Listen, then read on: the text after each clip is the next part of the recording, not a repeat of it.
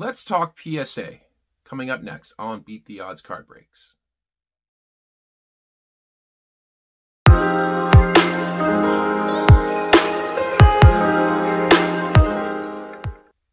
Hello, sport card collectors, and welcome back to another episode of Beat the Odds Card Breaks. We are going to have a little chat about the price increase that just happened with PSA and why I might actually think it's a good thing.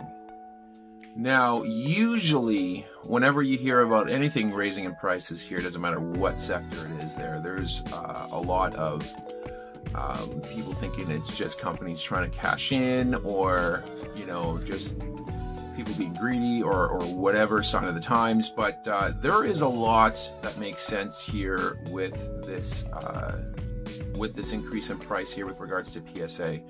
Now, as many of you know, and for those who have actually sent off cards to PSA, you know that there is an inherent wait time that we are all experiencing here with our orders, especially if you're putting in bulk orders here.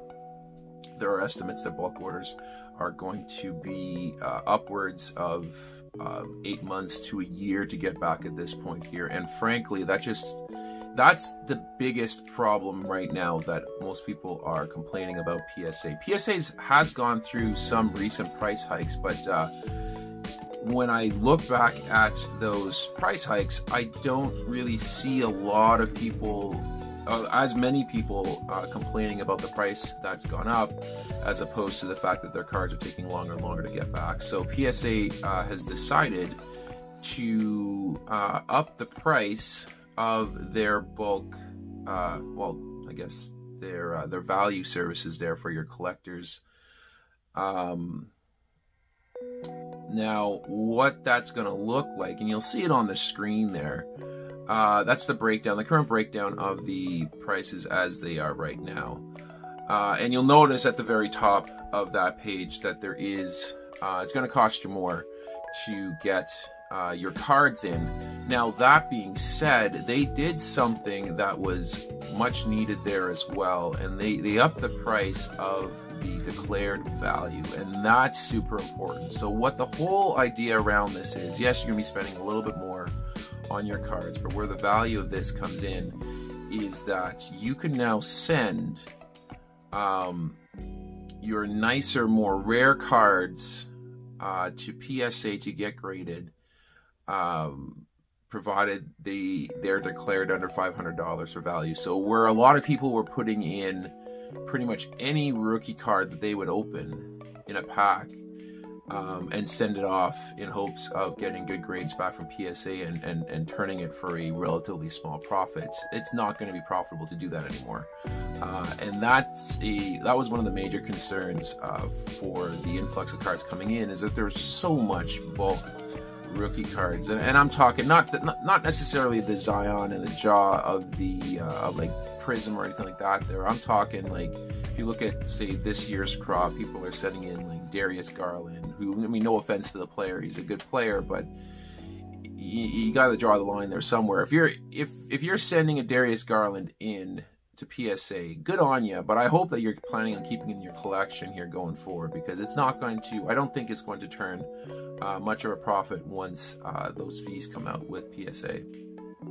But, you know, if you're sending out your parallel rookie cards or your autographs, or, well, I guess autographs in this sense wasn't really taken into effect here with the price increase, at least that I saw. But definitely, like, your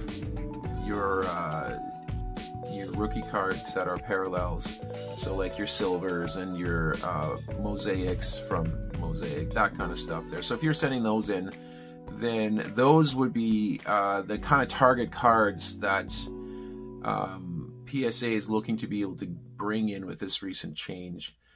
And as such, I mean, there's just far fewer of those that are raw. So what's going to end up happening, hopefully, is some of those people who are submitting are going to rethink what it is they're going to send. As I mentioned, there's a lot of people in the hobby, and myself included. I mean, I'm not going to exclude myself. I actually just sent out a PSA order here yesterday before the prices went up. But there's a lot of people in the market who are looking to send cards to PSA solely to try and flip when they get them back.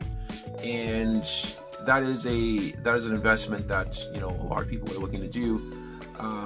And you know, there's nothing really wrong with that. It just really, it really comes back to what you're trying to send. So with these recent changes, I really do think that PSA is really kind of targeting in on those cards that are a little more rare, that are a little more valuable, that people have in their collection. Those would be kind of the target cards that we're going to start looking to send through to PSA. So if you're holding on to some Zion parallel rookie cards and you're like, oh man, I don't want to send them at the, you know, the higher price point, which I think it was like, I don't know, it was 50 bucks US or maybe even more. I can't remember what the price was before they made the switch.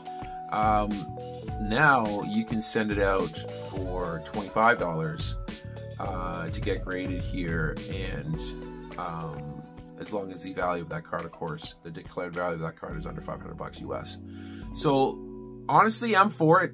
I never like to see price changes, especially when they go up. But in this case here, I think measures need to be taken to try and cut down on the volume of base cards, especially, that we're going into PSA.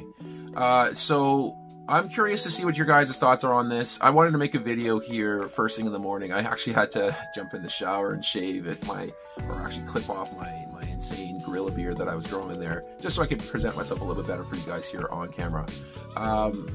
So yeah, I'd be interested to see what your guys' thoughts are. If you want to leave your thoughts in the description, if you agree with me or if you disagree with me, I'm cool either way. I'm just presenting what my opinion is on the matter here.